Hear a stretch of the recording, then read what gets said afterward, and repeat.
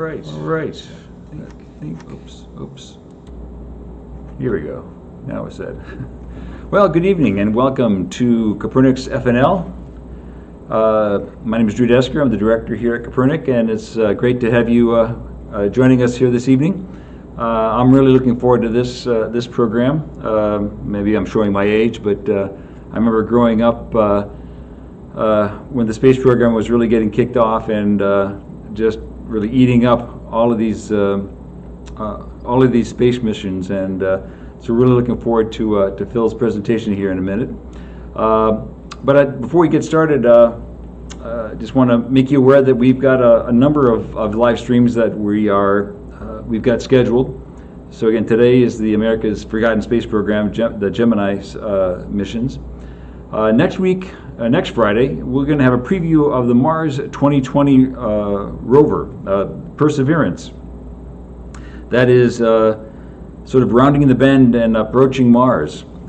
So that will be on February 5th, and Tish Brizzi of the Copernic Observatory staff, who is a NASA JPL Solar System Ambassador, will give us a preview of all the neat stuff that's Perseverance is scheduled to do, and what that landing is going to be like. So that'll be a fun one to look at.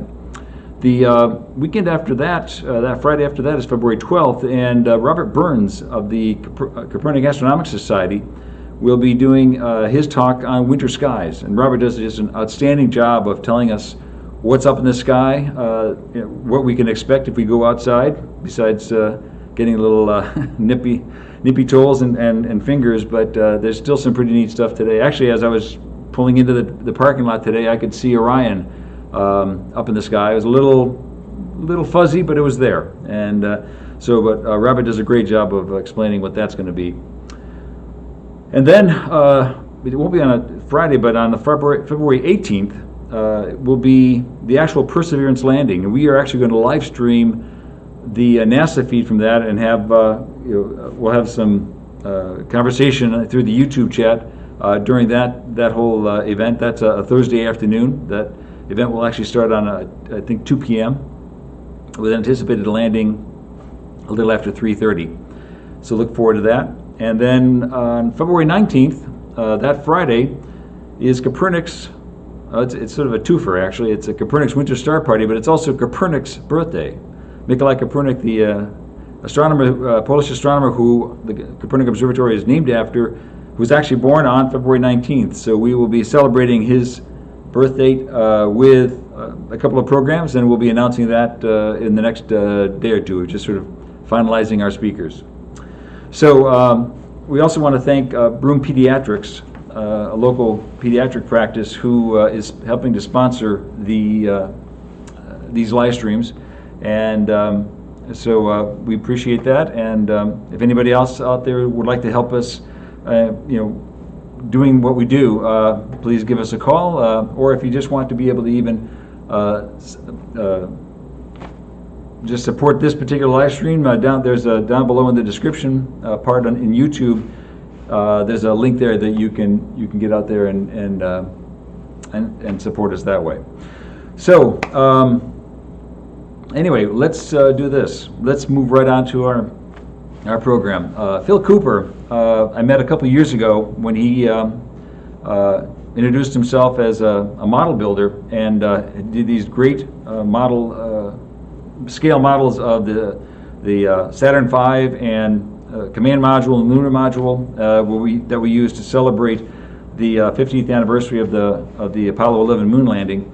But Phil has then really wowed us with his deep knowledge of these programs, and has done a number of programs on the Apollo missions. And now we're sort of taking a step back to that sort of in between set of missions on the Gemini. And so Phil, we're just going to push it right over to you and let you take it from here. Thank you very much, Drew, and thanks everybody for joining on such a chilly night. And with no further ado, we will get this going.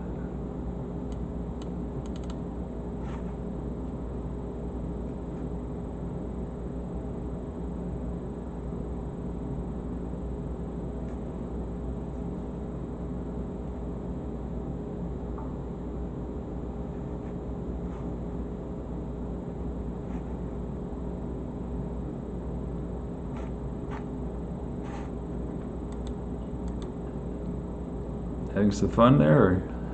There we are. Drew, are we good? Can you see this? I cannot yet. No. Yep. I think you got to hit the share. I had some trouble here. It hit me what I expected. Here I am back. I hit share screen. All right.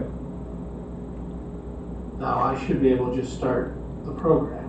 All right. Yeah, I was seeing your desktop before. I'm not seeing it yet. Not seeing it yet. Okay, so are you seeing my desktop now? Nope, not yet. How There we are. Yep, now we got it. Okay.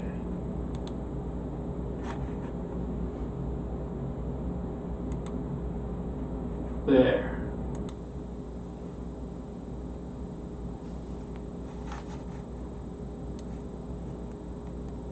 Thank you, everybody. Sorry for some technical glitches this evening. So tonight I want to talk about America's forgotten space program, Gemini, or Gemini. That's how we're going to start first with how you pronounce it. The constellation and the zodiac sign is Gemini. But NASA decided that they wanted this program to be called Gemini. I can't find anything in the historical records why they wanted it that way. That's just the way that they wanted to pronounce it and started doing it. Maybe they just wanted to be different. I don't know.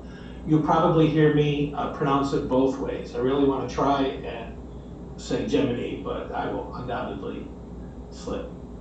So why is it a forgotten space program? Well, I think by very nature it's being in the middle.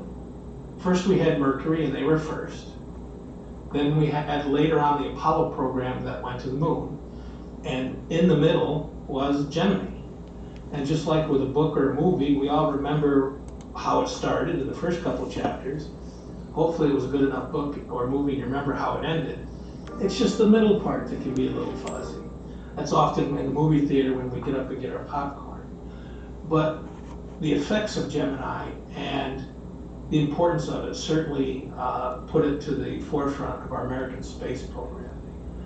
So to understand where Gemini fits in, we need to look at the beginning of our space program, and we need to look a little bit at the end, so we have some perspective on why the middle is so important.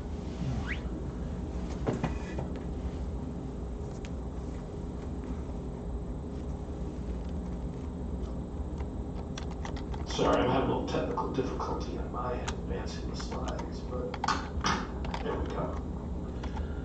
Just want to talk first about the space race. It was all started in 1957 with Sputnik and the Russians, and it really rocked our world as a country that another country that we weren't friends with was able to put a satellite right over the top of our country. We followed with our own in '58 Explorer. Then in April, the big surprise was that the Russians put the first person in space, and that person also orbited. Then we put up the second person. Sorry, things are not going too good on my end right now. I apologize. My slide advancing is not working right. Okay, so we get the second person in a Mercury capsule. It's Alan Shepard. It's only 15 minutes, but still it puts us into the space race. Now we come to President Kennedy in 1961. He gets all his people together and he says, wow, we are really behind in this quest for space. You know, what can we do? They're going to do a space station. They're thinking about going to the moon. They're talking about all these other things, satellites. How can we catch up? NASA really didn't have a very good answer for him other than, let's plan way ahead. So if we pick a very big goal way out there in the future, that gives us time to catch up, because we just can't catch up right now because we are so far behind. Now it is time to take longer strides. Time for a great new American enterprise. Time for this nation to take a clearly leading role in space achievement, which in many ways may hold the key to our future on Earth. Actually, hold on, Phil. Yes. Earlier. Actually, if you could stop it for a second. I discovered that it's for some reason there was a second stream going. There was actually a whole bunch of people talking on that second stream and I'm telling them to come over to this one. So if I might just have you go back to the beginning of your presentation. I won't do my thing, but we'll just we'll get them going. So let's give it another moment here. Let me see if I can find the right stream. Sign in here to chat. Yeah, funny, my slide advancer is working now too, so I'll be more happy. So we're live. There's still people on this stream. Yeah, there are some people. Yeah, I'll have to figure out what I would do. So so give us another minute. We'll give another people a couple more minutes. We got 20 people watching now, and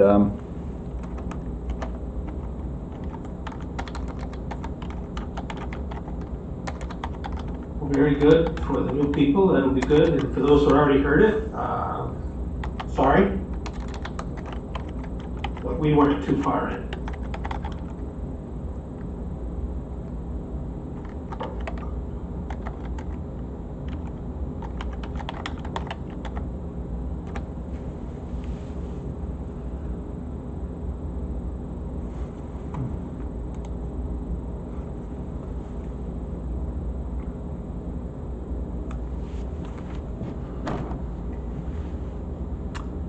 all right, we are up to 22 now, so we'll give it another minute, and yeah.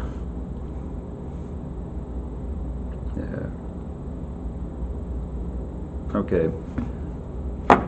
So in this chat, can you comment? Can some of our regulars comment on the audio? Are you able to hear me okay? And also, Phil, maybe you could give us a little audio just so we know that we hear you. Yes, hi, this is just a test of the audio. If it's too low or too high, let me know. I've got it almost. All right, yeah, I'm getting some thumbs up here, so all right.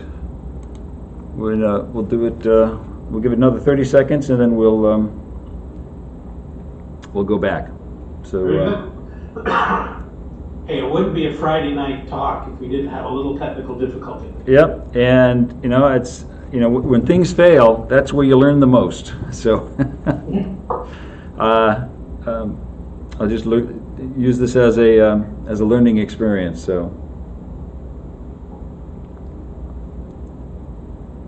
and all right, so very good. So I'd say I'll see if I can. I'm going to turn up my. See, I've got the Zoom audio turned up as much as I can. So feel free again to speak right out loud there, Phil. Why don't we go ahead and get started again? Again, Phil Cooper. We're really so appreciative of all the programs you're doing, and I'm really looking forward to this one. So I'm going to turn off my microphone so we just hear you. All right, go ahead, Phil.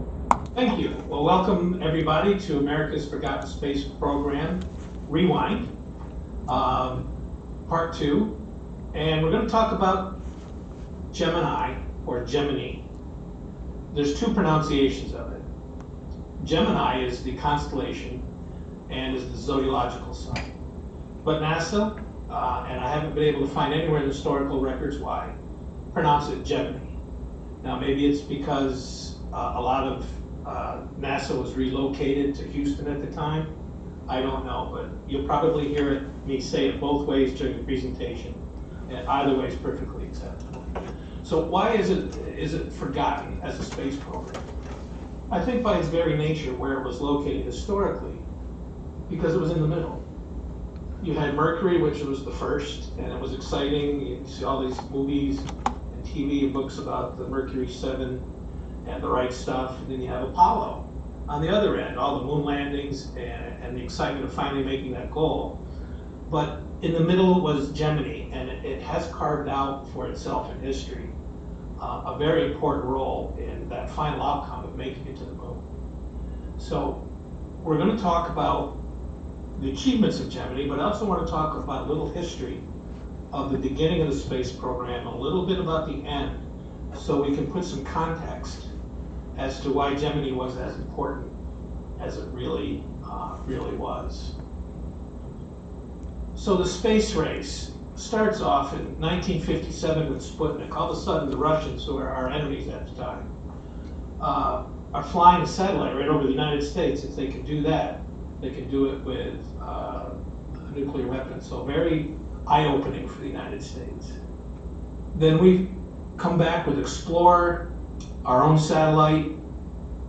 But then in April, again, the Russians won us. They put the first person in space, and this also orbits the Earth, which is an amazing feat at the time and has NASA really shaking their heads. We put a person up into space, well, on the edge of space for 15 minutes, and it splashes right down. But at least, you know, we've got a foot in the race here. So now, right after that, President Kennedy gets all the minds at the time together, and NASA, and says, okay, we really gotta kickstart this race. What can we do? And NASA comes back to him and says that we can't go stride for stride with the Russians.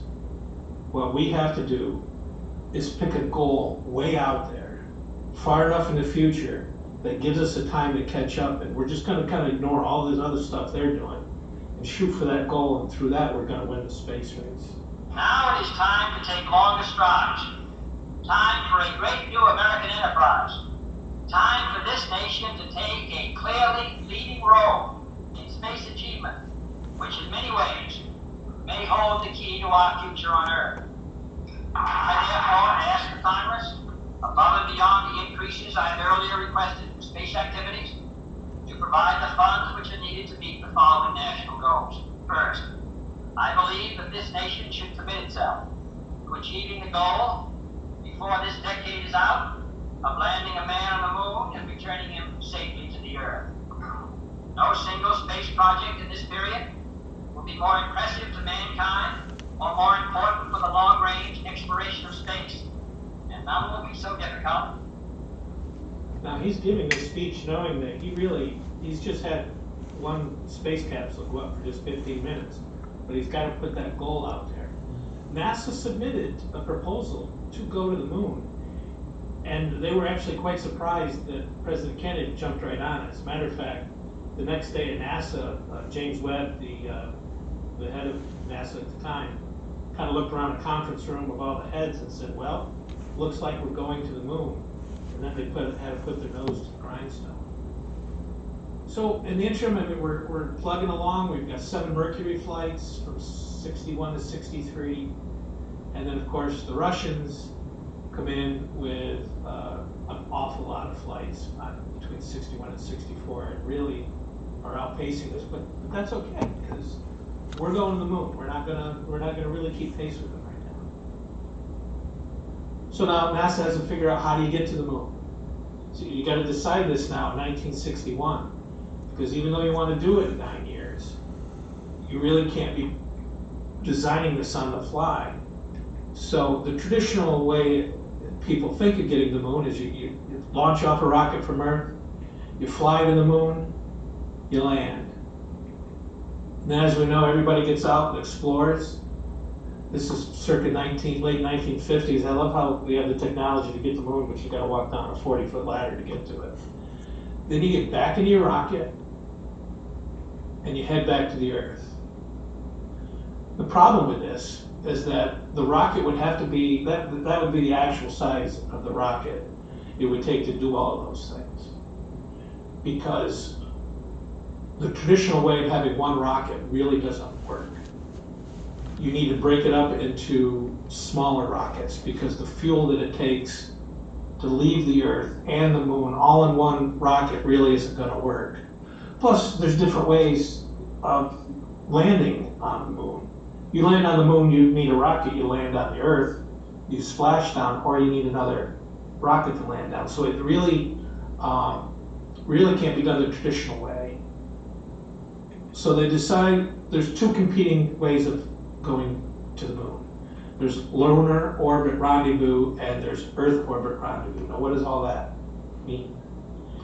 It means that they feel that they're going to need multiple rockets to build a moon rocket, and they have to decide, are they going to build it in Earth orbit or are they going to build it in lunar orbit? and assemble it. So at the time, they were thinking that it might be 2 or 3 Saturn V's launches to build a moon vehicle in the Earth orbit. The Lunar Orbit Rendezvous is what was pushed by a guy named John and he stayed with it for a year and fought NASA on it. And they came to the conclusion that that's how they would have to do it.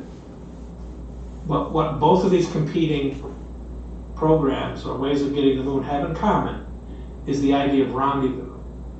And rendezvous means that 2 spacecraft sent from the Earth can meet up in space. And we're going to talk a little bit about that, why that's so complicated. And the same is also true for lunar orbit rendezvous. You can take off from the moon and rendezvous with another spacecraft and fly back to Earth, and that's ultimately how we do it. And this is really the way that they headed toward. This is an early concept of the command module at the top and the lunar module at the bottom. This is also back when they were still thinking 2 Saturn V's. But because they go with this lunar orbit rendezvous, they decide that they can do it with 1 Saturn V, but they need to be able to rendezvous it in the space around the moon. And we have no idea how to do that at this time, even though we've decided to do it. So the beginning, we've got Mercury here on the left with 2 rockets that launched the Mercury capsules.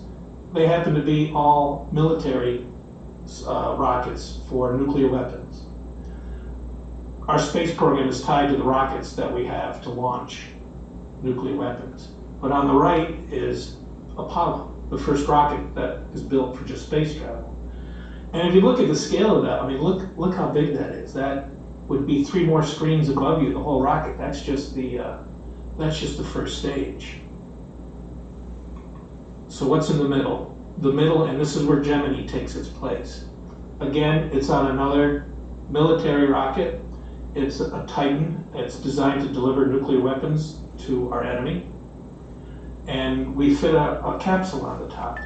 But what we're going to go over is that this is a different capsule from Mercury. This is going to get us the ability to practice what we need to do to get to the moon. So the spacecraft, this is the Mercury spacecraft. It's tiny, it's 1 person. It's actually got the rockets that it needs to slow down strapped to the back of its heat shield. It carries all the water, air, and any snacks that it needs. I say snacks because most of the flights were a half a day, a couple hours. The longest one was only a day and 10 hours. So you really didn't need robust life support systems in the capsule. So now comes Gemini. Much larger. It's really started out being called Mercury Mark II, but they decided because of the 2 astronauts to name it Gemini. And this capsule is actually a spacecraft with multiple sections. So we're going to take a quick look at those right now. This is an exploded view of the Gemini spacecraft. In the front are the radar and a docking port, because we're going to go up in space, meet another object, and we're going to dock with it, because that's what we need to do that lunar rendezvous to be able to go to the moon. You'll notice there's no escape tower on Gemini. They thought that they would use ejection seats, which I find kind of crazy, but that's what they decided to go with.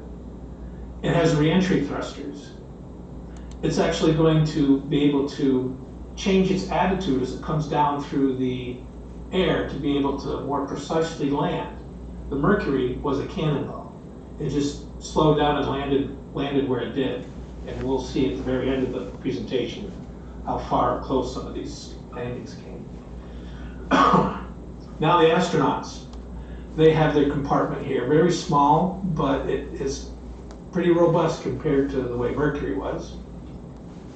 The next section contains maneuvering thrusters and re-entry thrusters. These 4 rocket engines here replace the strap-down rockets that were on the Mercury capsule. But this is the third section that really makes the big difference. This has rocket motors in it that allows the Gemini spacecraft to actually move in space. And I don't mean kind of rotating or end over end like the Mercury capsule did. It's going to be able to change its orbit. And that's the secret to the ability to have rendezvous, is you need to be able to move around in space, not just fly like a cannonball. So again, this had the orbital thrusters, life support. For the first time, it has fuel cells. Now what are fuel cells? Fuel cells take hydrogen and water, combine it, and make electricity, which is pretty cool. And this is the first time they're not bringing batteries with them, which are, the batteries that they took with them are like your car batteries. They were heavy and they add a lot of weight. And that's the secret to spaceflight, is having what you need and it being as light as it can be. Because the expense and the trick of spaceflight is putting weight into orbit. And the fuel cells were a huge jump. They got to space with the Titan. These are some pictures of a typical launch. Again, no escape tower. They did some statistics, which I certainly would want to be part of as an astronaut. They measured the estimated fireball if a Titan blew up, and they measured the speed of the ejection seat. They calculated that the ejection seat could outrun the explosive power of the rocket if they got enough time to activate it. So, but these are pilots, and they were fine with that. Just some more of the Titan launches.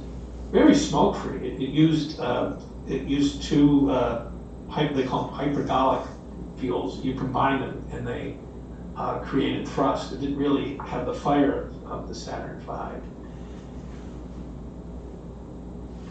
And this is an interesting final shot. This is actually Gemini 11 lifting off from Cape Kennedy. And in the background is a Saturn V. So this is toward the end of the program. This Saturn V was just a mock-up that they used to put it together in the Vehicle Assembly Building, which is the big square building that they have at Kennedy that assembles the rockets. They roll it out to the pad, and that's all practice when they get a real Saturn V. The tragic of this is that they took this version of the Saturn V, and rather than put it somewhere to put in a museum, they sold it for scrap, which I just thought was just terrible. But I guess they got a few bucks for it. I don't know, but I think they should have kept it around. You send up a Gemini craft, you got to have something to rendezvous with. So they developed something called the Agena target ship. This was launched on a Atlas rocket. That was the same one that also did the Mercury capsule. And it put this unit into space. It has a docking and radar port at one end. There's a communication antenna, and it has some thrusters at the end to kind of work on changing its orbit. So you can see where Gemini is headed. It's all about the rendezvous. So they've built an object that they can put in space to rendezvous with, and now they've got the Gemini capsule that's able to maneuver around space to be able to achieve this. This is orbital mechanics in mathematical form. This is what they don't have done yet, and this is what they don't know all the particulars of. Now, don't worry, we're not going to go into each of these formulas, so please don't hit your escape buttons and leave. But also, please don't leave if you're sorry and disappointed that we're not going to get into each of these formulas. But I want to show you rendezvous is hard. You change one of these numbers, one of these letters, and it changes the whole aspect. It's just simply not going up into space and they meet. There's quite a finesse ballet to it. So I want to talk about what it gets about going into orbit, because to understand why rendezvous was complicated, what Gemini needed to do, we need to understand a little bit about how you get into orbit and what it means to be in orbit. Thanks for throwing Copernic in there. I see that. Very nice. You like that? Nice Yeah. touch. Nice touch. you see, we've got Drew here. He's at the top of the hill at Copernic, and he's got a football, and he's going to throw the football as hard as he can. It goes out as far as it could, but then gravity pulls it back down to the Earth in an arced fashion. Drew's very determined. He does it again. It goes out a little further, but gravity always wins in the end. But he's got quite an arm. And he throws it out, and it goes even further. This time, he's trying out for the Bills, for the new quarterback there, and really gives it a heave. And he throws it fast enough where you can affect the way gravity is pulling on you. Now, this is important that I want to bring it out, is because when a rocket goes up, it doesn't go straight up, because whatever goes up must come down is the old adage. What a rocket does is the very minute it leaves the launch tower, its engines begin to tip a little bit and begin to get the rocket to fly in an arc, so it ends up sideways. It ends up like that football, going in a line that's an orbit around the Earth, rather than going up and taking a left and kind of keep going. So it's important to know that that's how we get in orbit. So if we take the Copernic example, but we go up into space and we throw our football and it keeps flying around, what it's really doing is it's still going around and it's arcing like it did on Earth when Drew was flying it. Except the cool thing is that the Earth is round. So to stay in orbit, we have to go 17,500 miles an hour. And what you're doing is you're falling over the arc of the Earth, but since you're going so fast, you keep falling, and you keep coming back around. So I just want you to picture that in your head. It's like you're at the top of a Ferris wheel. You just keep going around the Earth, falling over the horizon, but you're going so fast, and you have to go that fast to keep going around. So just like at the top of a Ferris wheel, you feel weightless. But in fact, you're not weightless. You're just falling at the same time as your spacecraft, or in this case, if you were inside the football, you're falling at the football. So, I mean, I know we're going over a lot here with orbit and orbital mechanics, but I just want you to have a sense for what goes into it and what's tough about it. So now, how do they rendezvous? Well, we've got our Regina up in space, and we've got our orbit, and I'm unfortunately not sure why, but our Earth hasn't showed up yet. So now we have the Regina going around that we talked about earlier in a circular orbit, and now we have the Gemini spacecraft that we send up, and it's in an elliptical orbit, which is generally how most orbits begin. Now, to make rendezvous happen, you can keep raising your orbit, and you get some intersection points, but at two vehicles going at 17,000 miles per hour, a crisscross is more like a horrible hit. So again, you keep going out, and I get 4 points of contact, but it's really kind of worthless. So if everybody pictures, there's the Earth. It has finally shown up. The Earth was late.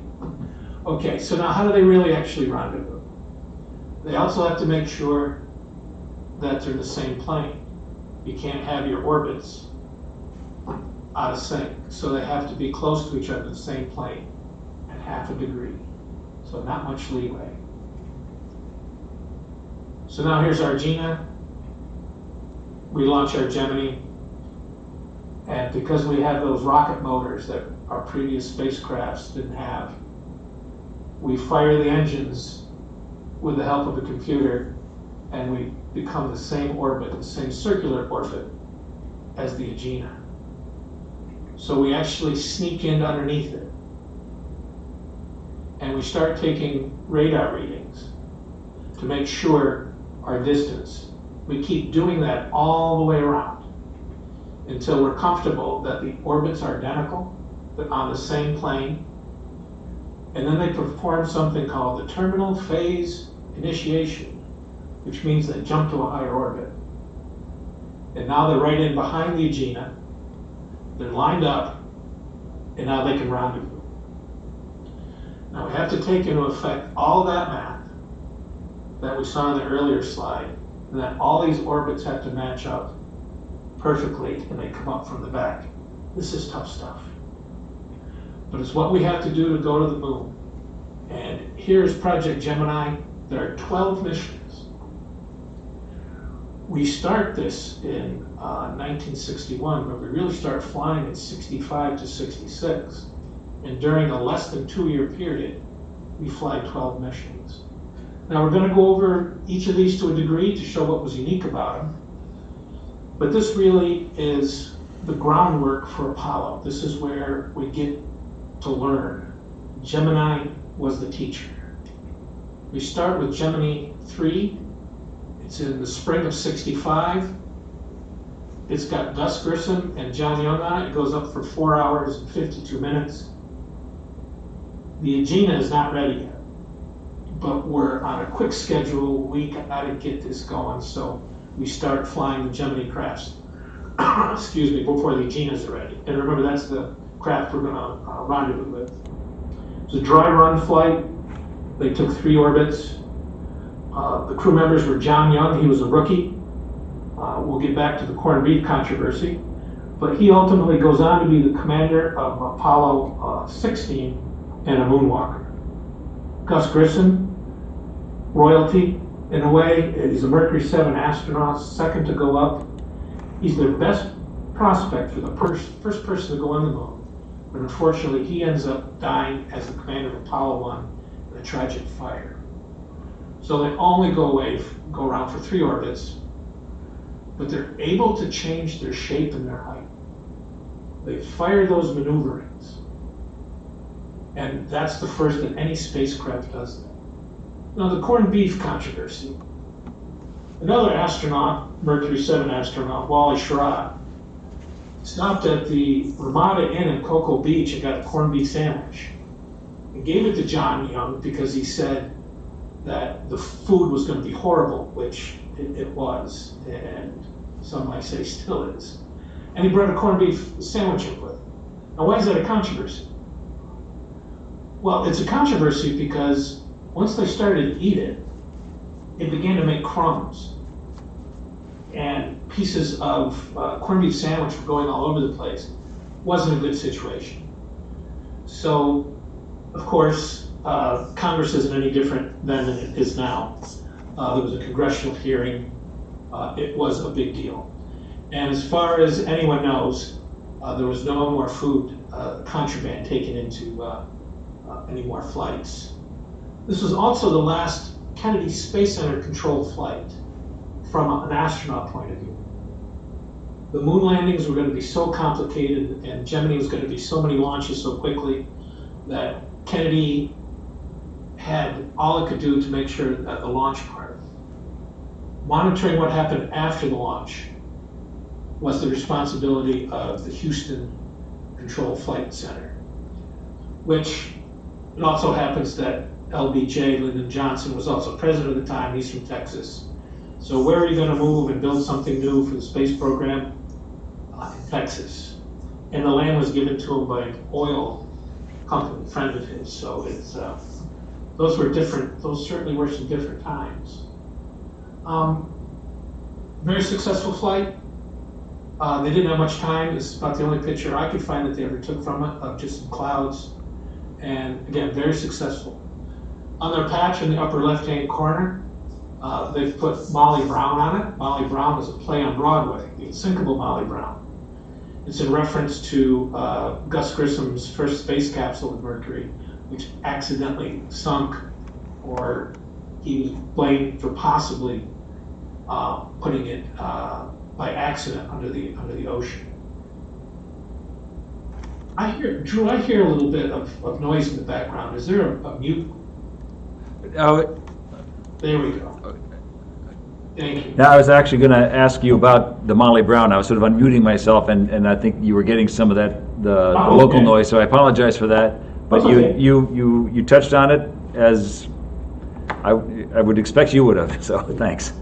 So he put that on there as a reference. He was accused of accidentally opening the door with explosive charges. He said he didn't. The authority at the time was the head of the astronaut corps, Deke Slayton, and he simply said, if Gus said he didn't blow the door, he didn't pull the latch to blow the door. But he put that on there as a jab to NASA. They didn't appreciate it, and set up guidelines for patches in the future. Gemini 4, this is a full-up mission now.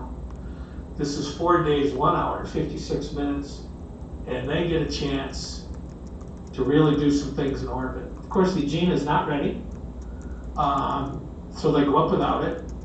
It's the first flight controlled at Houston. They attempt the first rendezvous.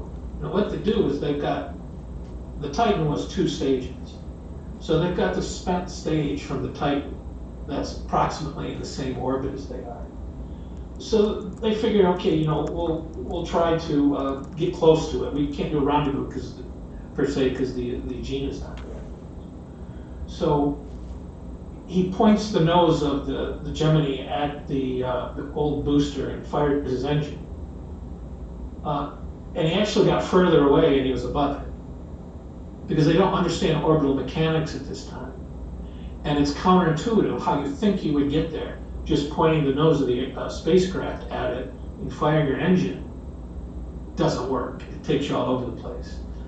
So they need to learn to do it a whole different way. So it was just, hey, let's try this.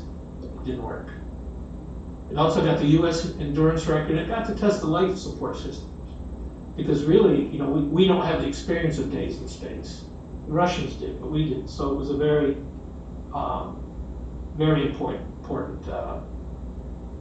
thing. So another thing that is interesting about this mission is that IBM had the computer on it, and they did this huge advertising campaign that they do the computers for Gemini and NASA. And I had the opportunity through Copernic, and Drew was able to, through some channels, find a gentleman by the name of Walter Kraft that works at IBM, and talked to him for a little while because he was in charge of the computers. And he said that was quite a big deal today when that happened, because the head of all of IBM at the time, Arthur Watson, who is the son of Tom Watson, who formed IBM, came down to his department and demanded to know that to get everybody get right on it. Why did this fail? Because it's extremely embarrassing to IBM. And we'll get into his role in the computers a little bit later, but very fascinating to talk to somebody that worked at that. He was at IBM plant in Owego.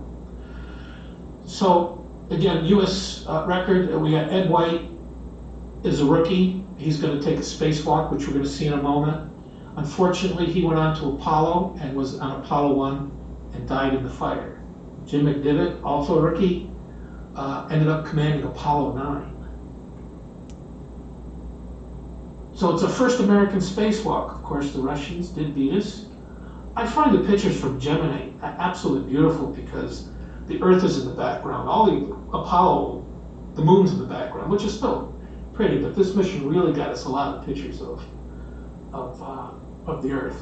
Now, the first spacewalk, of course, wherever people go, can literally be far behind. So if you watch the end of this video, besides the first American spacewalk, you will also see the first American littering in space.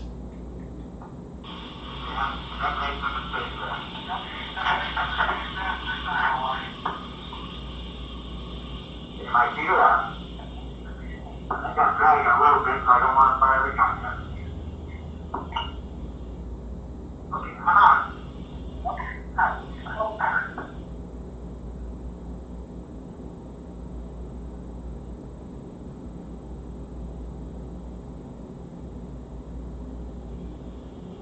Yeah, put a little roll in, bring it right out.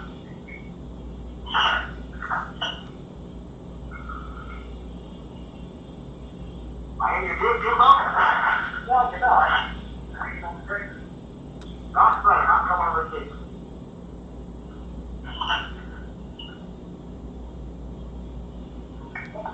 Okay,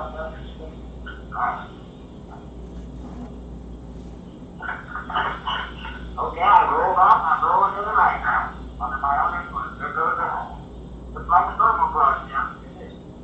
Now I come above the spacecraft. I'm coming back down now. So there you have the first litter. I also want to say that when he said he was firing the gun, it being the first American spacewalk, no, he didn't really have a gun. What he had was a device that was filled with gas, I believe it was nitrogen, and he called it the gun because you squeezed a trigger, and that's how he kind of got around in space. But very successful spacewalk, and it made, like I say, great for Americans to see that we were, in a way, catching up a little bit. Talk a little bit about life in space. For the Gemini astronauts, it was crowded. These are 2 astronauts being put in for their launch in space. Not a lot of room in there. And some of the missions, actually the longest mission lasted 14 days. So they had tremendous stamina. But what you can see in this shot is a couple of Gemini launches in.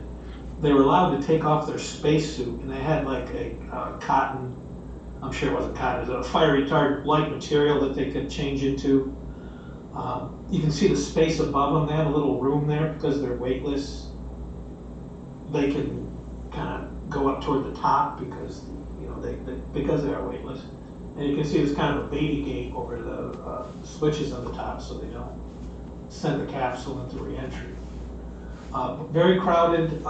You get real up close and personal with your partner.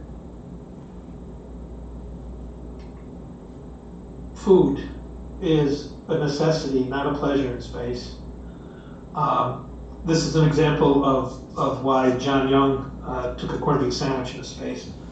On the left is a lovely beef pot roast. In the middle is orange juice. All of these had to be rehydrated, and there was no hot water on a space mission until Apollo, so it was cold. Then we have a wet nap at the top, and then underneath we have toasted bread cubes, which non-science people call croutons. And then in the lower right are bacon and egg bites. Now, since crumbs are the enemy of space food, these cubes were covered in a gelatin. So they didn't have crumbs, so they could kind of pop them in their mouth. But all space food needs to be sticky, and usually ate either in a tube or with a spoon. The spoon is the astronaut's friend, is what the head of the culinary division says.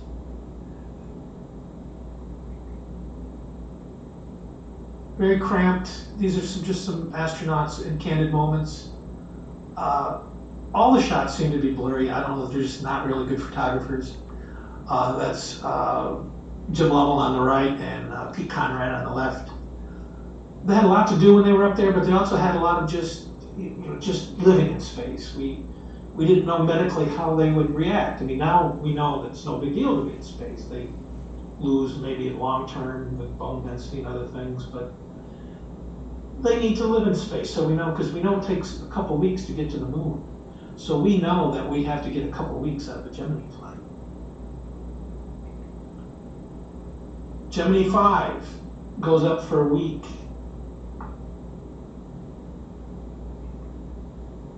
It's Pete Conrad, a rookie.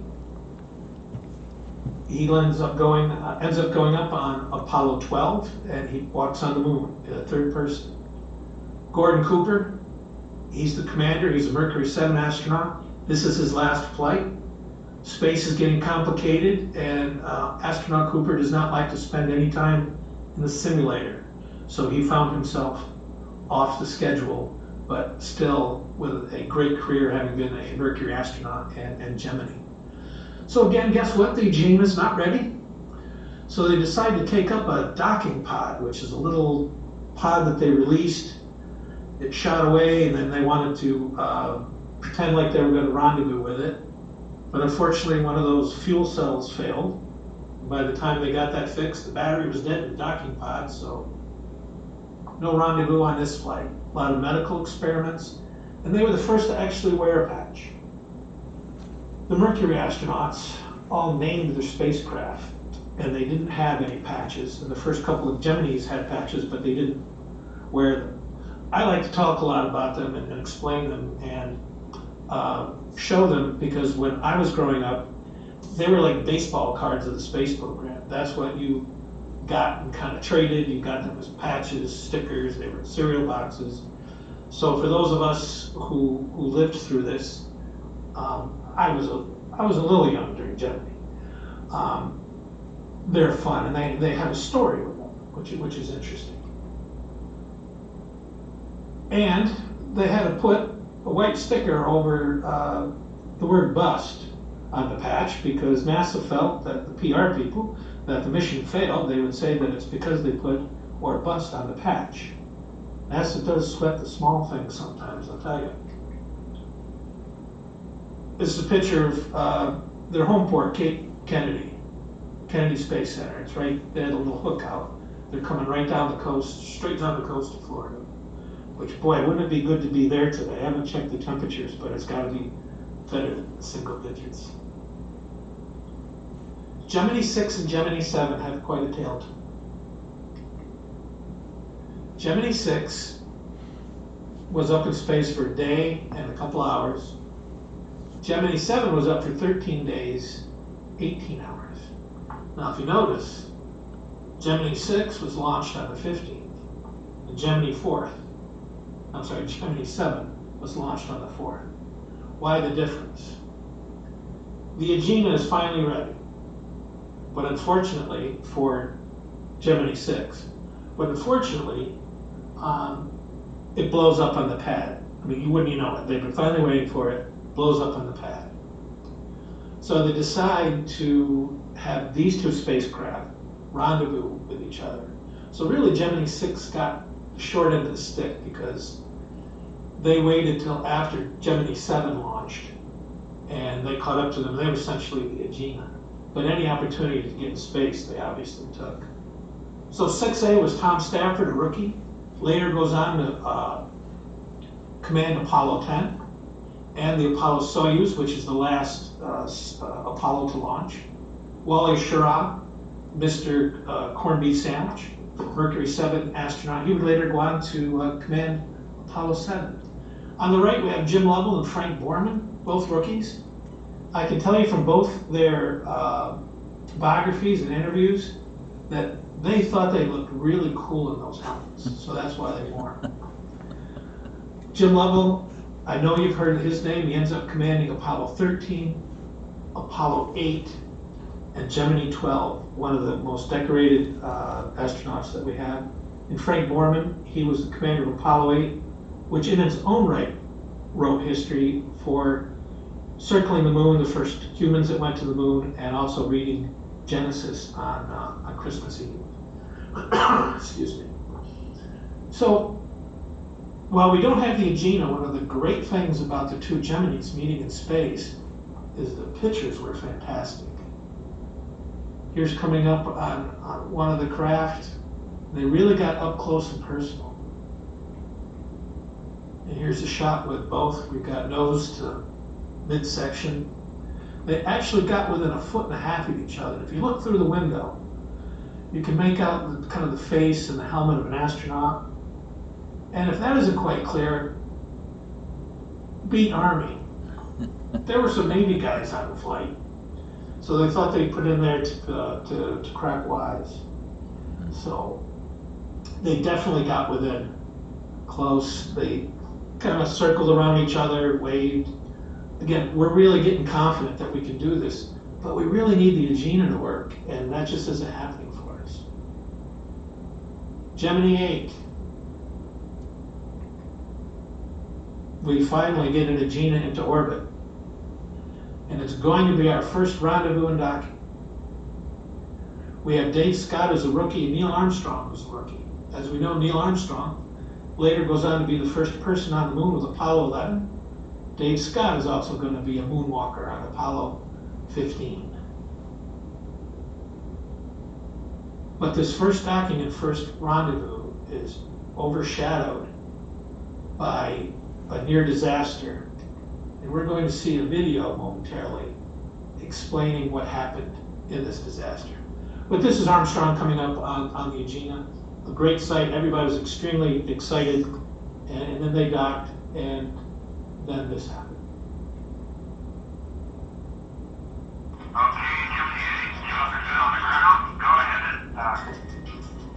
Armstrong and Scott nailed it.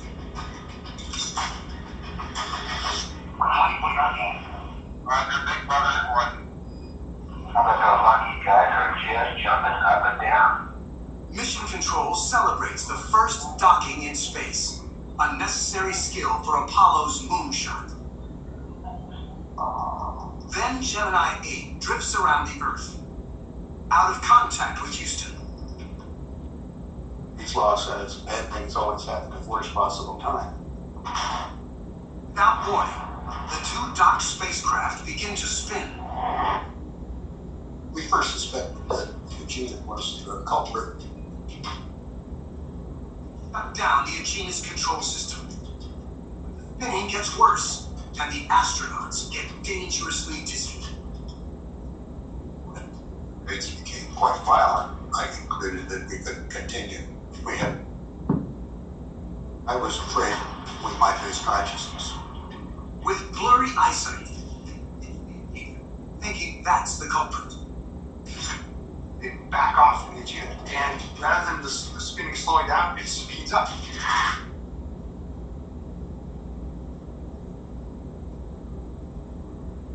When Houston gets back in range, they find the crew in crisis.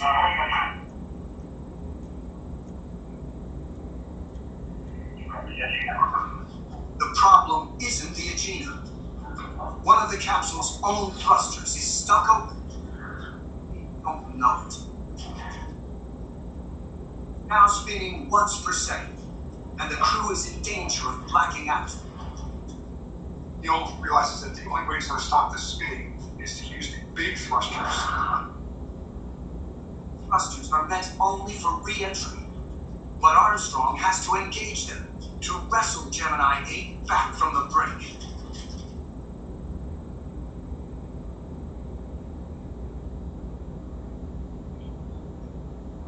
The mission rules were that if you engage the re-entry system, that's the end of the mission. They have to come home, making the U.S. space program's first emergency landing. A lot of unexpected things happen, and usually they're not the ones you practice. So very lucky for the crew to have been alive. So we kind of went from this high of, finally got the Agena up there, we docked, we rendezvoused, we've shown that we can really do this successfully, and then this happens. But this single event, more than others, puts Neil Armstrong on that list of, if the crews work out, the timing works out, that they would like him to be the first person on the moon, to be on that Apollo that does it, because of his coolness and his ability to work through the problem and do it calmly, save that mission from total disaster, and would have set the space program back quite a bit. So all good, and on to the next flight of Gemini 9. Gemini 9A. The A is for sad reasons, because Gemini 9, this was the original crew of Gemini 9.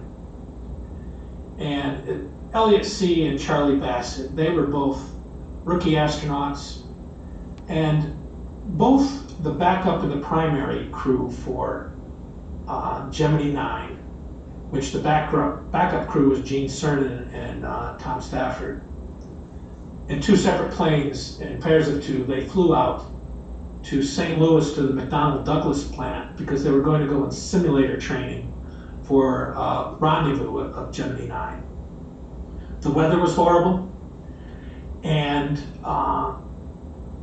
they went and landed in the horrible weather, C and Bassett did, and they ended up crashing. They pulled up at the very end and swung around, and they hit the building at McDonnell Douglas where their spacecraft was being fitted and ready.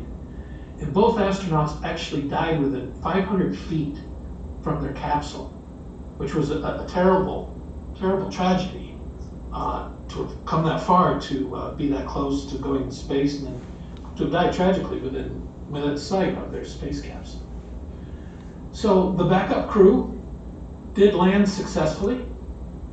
It was Tom Stafford and Gene Cernan, as mentioned earlier. Gene Cernan would go on with Apollo 17 and be a moonwalker and go on, be the last moonwalker, as a matter of fact. Tom Stafford would go on Gemini 6 and he would be on Apollo 12 as well. So the original Agena blew up because, of course, nothing is going well on this at all. So they actually had a backup that they could send up. And the backup didn't work. And it turned into the Alligator mission. Not sure what's happening. Another technical glitch, sorry.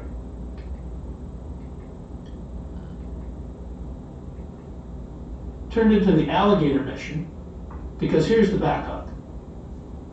If you look at the front cowling, it didn't come off all the way, and it looks like the face of an alligator. So here they are, we've got another Gemini up there, and it has nothing to dock with. So this just really was kind of a mission that just had coincidence going against itself. So the original Agena blew up, they didn't have anything to dock with, and then they had the spacewalk from hell. So what do I mean by the spacewalk from hell? Those are the words of Gene Cernan. Here he is starting his spacewalk. This is the first spacewalk since Ed White. Ed just went out, weighed, lost a glove, came back in, just to prove that we could do it. But Gene had a lot of stuff to do. He was to go to the front of the capsule and attach a mirror so that Tom Stafford, who was the co-pilot, could see him at the back of the Gemini when he went all the way to the back.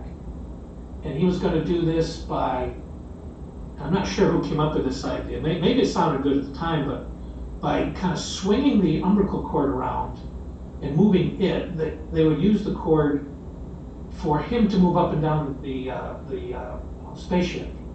Didn't work at all. As a matter of fact, it was putting a rotation on the spaceship and they had to stop it. So then to go up and down the craft, he had handrails, which didn't come out and weren't placed correctly, so that didn't work. All the while, his heart rate, he started at the 80s, and he's up at this point, with what I'm describing, he's up about 100 now. So now he gets finally to the back of the spacecraft, and all the footholds aren't working. He's also supposed to try this Velcro, kind of like, I don't know if you guys ever remember, David Letterman jumped on a Velcro wall and stuck. Well, that's what he was going to use, Velcro on the side of the space capsule to put his boots and his hands on. That didn't work because he carried too much momentum. So nothing is working on this spacewalk. He's getting frustrated. His heart rate is now at 180. And Tom Stafford, the commander, he pulls the mission and says, we're gotta get you back in. And along the way, getting back into the capsule, his visor fogged up, he broke an antenna off the spacecraft. This is just going from bad to worse. So, and that's not the end of the worst, because he finally gets into the open door and gets down in, and he doesn't fit, he can't get back in. They've made the spacesuit a little extra stiff, because he'd have to do all this going up and down. And it was too stiff to get back in easily. So actually Tom Stafford had to grab him and grab a lanyard that was attached to Gene Cernan's door and yank on it.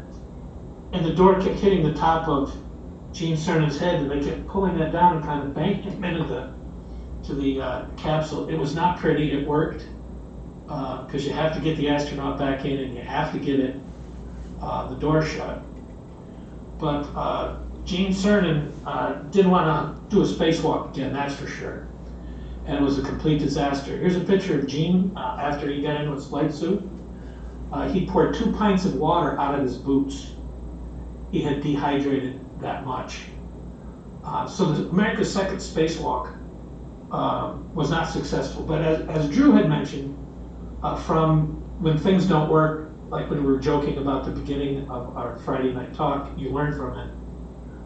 We'll later see that they learned an awful lot from all that went wrong, and everything that possibly could go wrong did go wrong.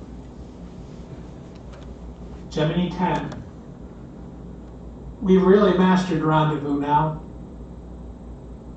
Everything is working great. They actually get to the Agena that was launched and rendezvous and dock.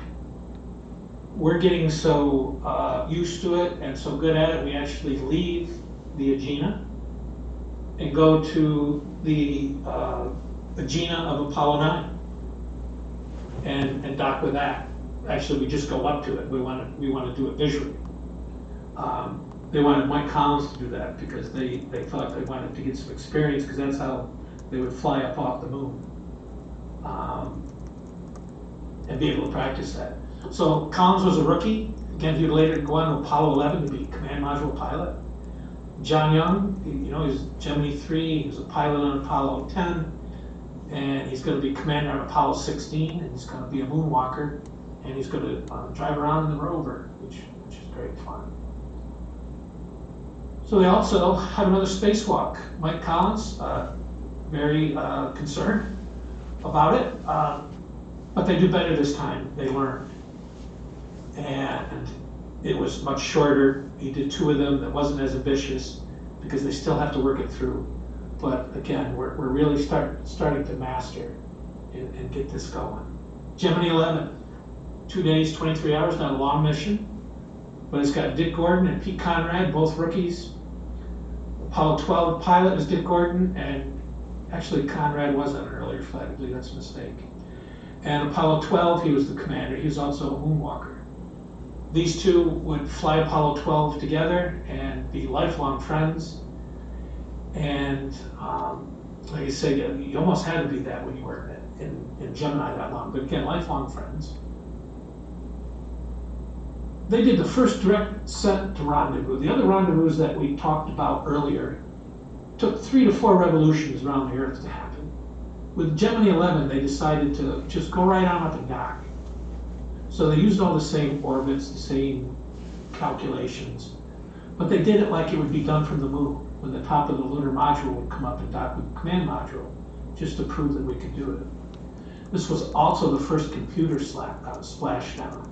This is where I'd like to talk about what my discussion with Walter Kraftcheck was about. It was a really great opportunity through Copernic to talk to him. He was the computer person, or one of the computer persons, for the Gemini computers and into Apollo for the spacecraft. And he gave me some interesting computer facts. I have a picture of him here. He's looking at the Gemini 11 computer. Now look at the size of that computer. And it's pretty huge. We'll talk about its capacity here in a little bit. But what they did was, the computer got salt water in it from the splashdown. So each of the computers was brought back to Owego. And because it had salt water in it, they soaked it in fresh water for the ride home and to Owego. And then they dried it out, and then they powered it up. And did tests on it just to see how it survived. So I think that's amazing. It got salt water, it still lived.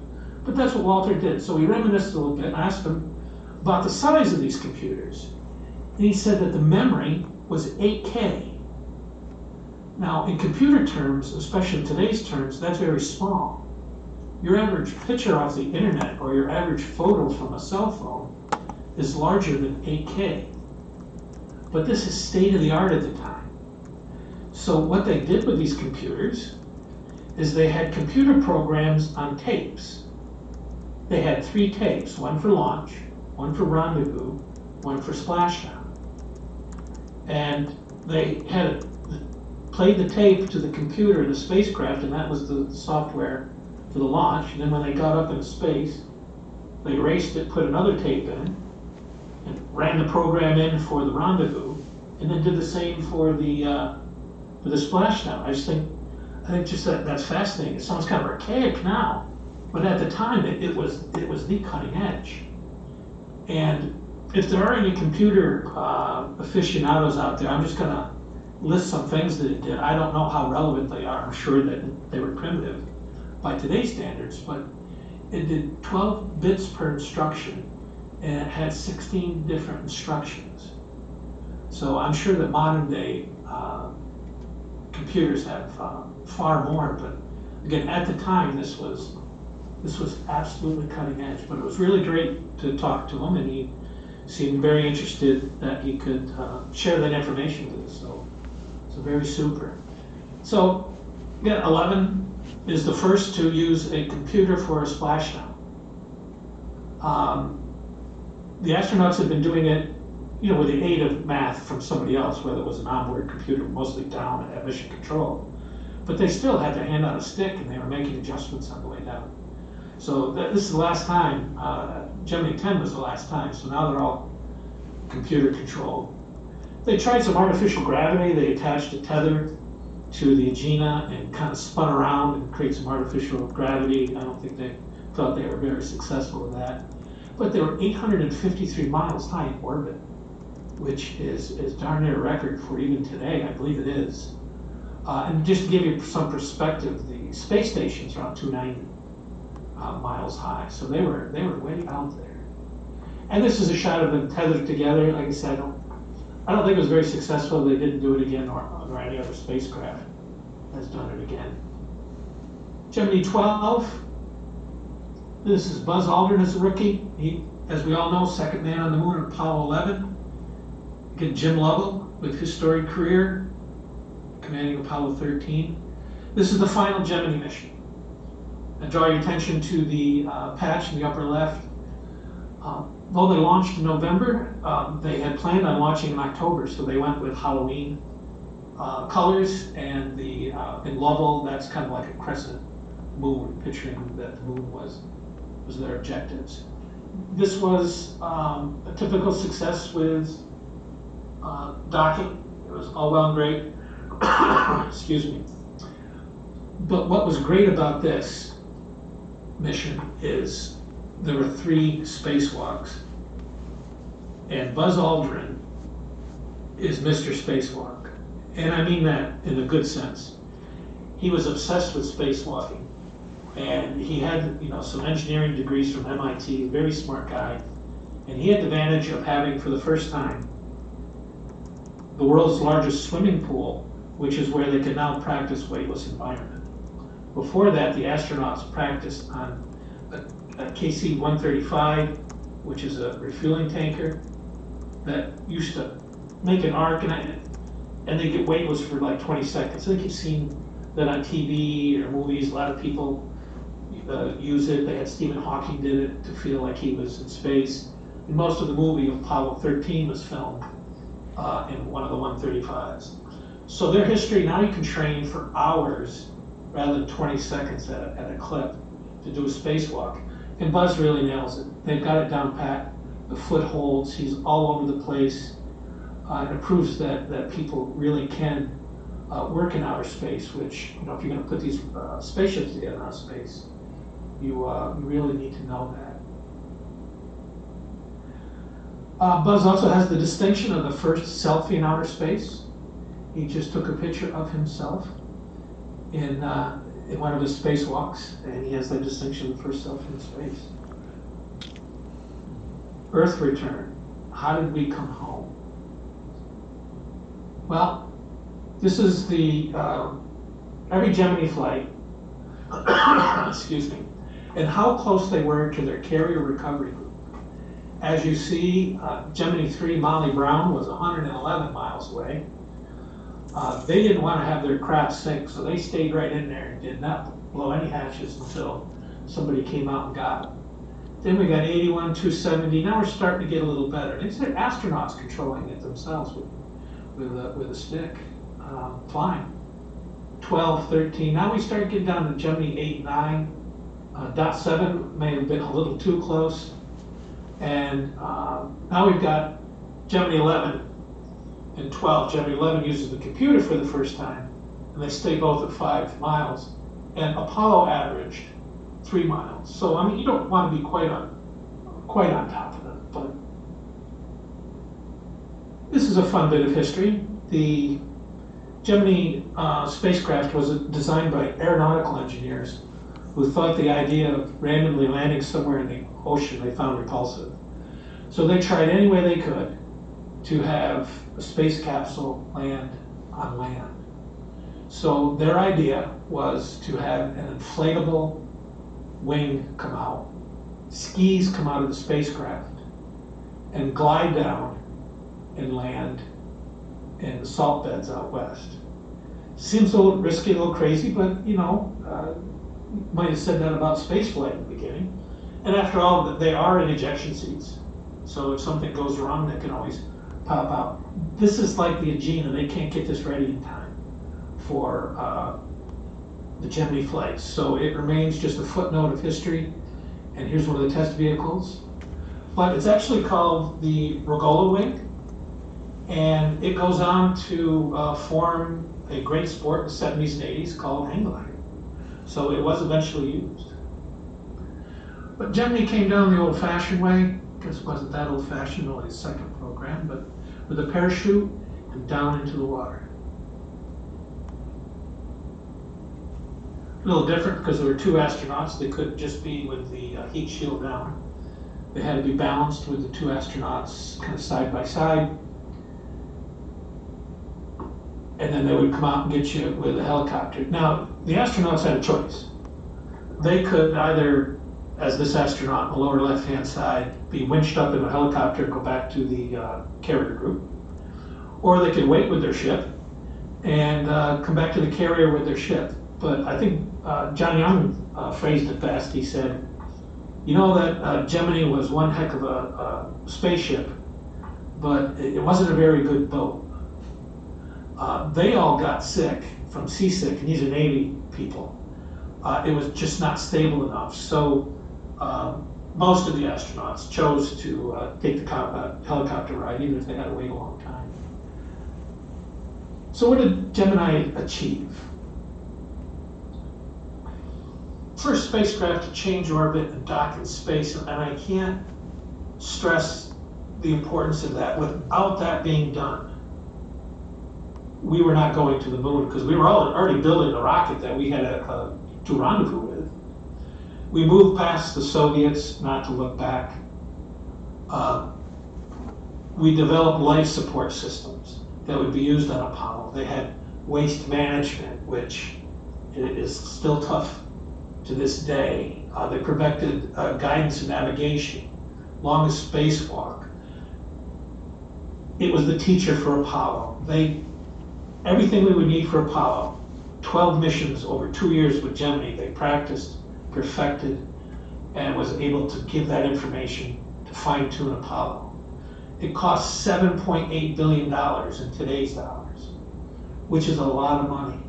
But for some perspective, Apollo cost $283 billion. So it was money well to be able to get to the moon.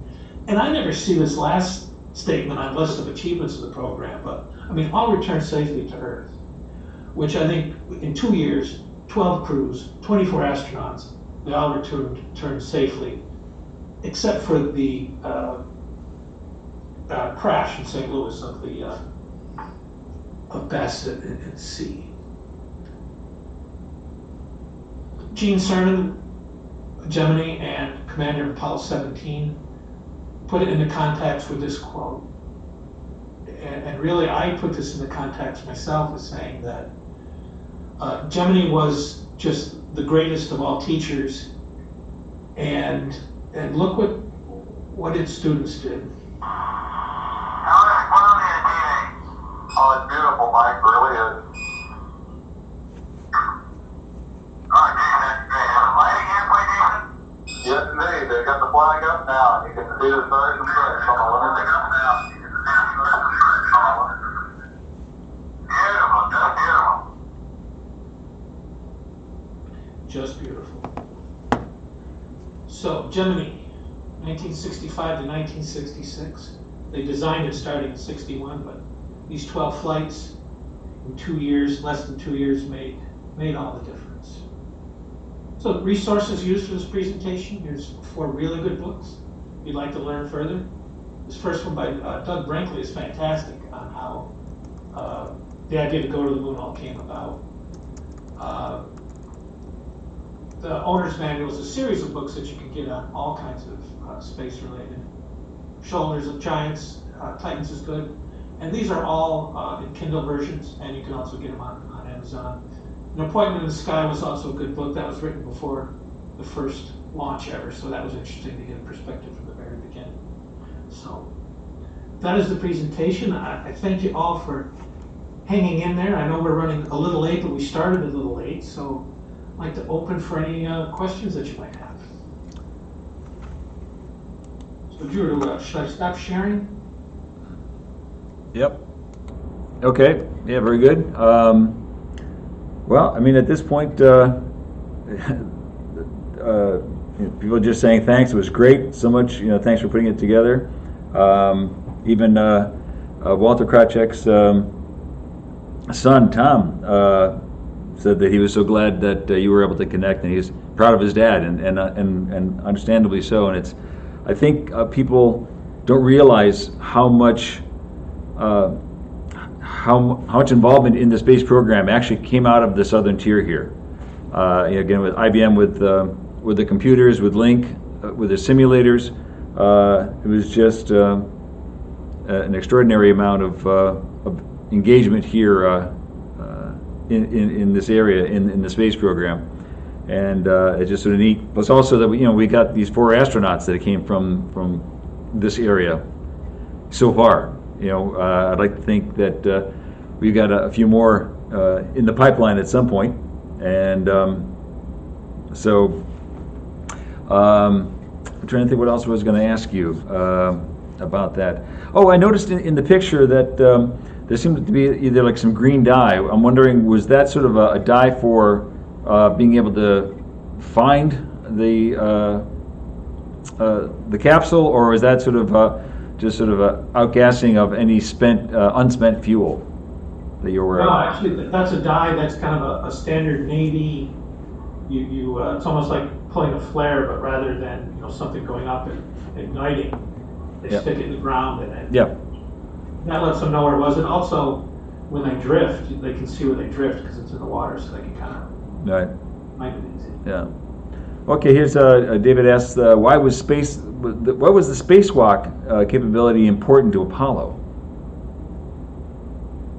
The spacewalk was important to Apollo because in later Apollo missions, I believe from 15, I'm going to say 15, 16, and 17, the astronauts had to leave the command module and go in the back and retrieve film that was taken. The other aspect of it being the spacewalk important is because they didn't know how much of this they might ultimately have to build in orbit. And the other reason is the military had its eyes on Gemini when the program was over. They wanted to use Gemini to build something called MOL, the Manned Orbiting Laboratory, that was a science station that was going to be in orbit over Moscow. Okay, so we know exactly what they were going to do with that. Yeah. And they thought they were going to need a lot of astronauts out in space to assemble that. So it's just a capability that we needed in case we needed it. But they did spacewalk on the last 3 Apollos. Right. I think I recall hearing about that they did in fact have to retrieve film canisters, and which of course now is everything's on a piece of silicon. Yeah. And well, again, I think one of the things that again, another great presentation. And thank you for for the depth that you've gotten into. I think any questions that people have, you answered in the middle of the program. And I'm sort of it surprised me when you mentioned it that they had how many was it, like 8 or 9? How many total Gemini missions were there? I'm sorry. 12, and they did that in 2 years. Yeah, it was one right after one on the pad while one was launching. Yep, just now serving 36 kind of thing. Exactly. Excellent. Well, again, it's great to have you with us again. Thanks again for we had upwards over 40 people at one point watching, and we again apologize for messing up on the link. Not sure, we'll have to do a review of that and see if I can avoid that in the future. It seems like it's always when I'm driving the machine, I always manage to find a way to add some new failure points. So Hey, traditions are traditions. absolutely, exactly. So anyway, for those again that joined us, if you did end up showing up late, this will actually be on our YouTube channel, so you can watch it at a later time. Tom, if next time you're with your dad, you'd like to, if he didn't get a chance to watch it, you could bring your laptop and you could show him this program at your convenience and his convenience as well. So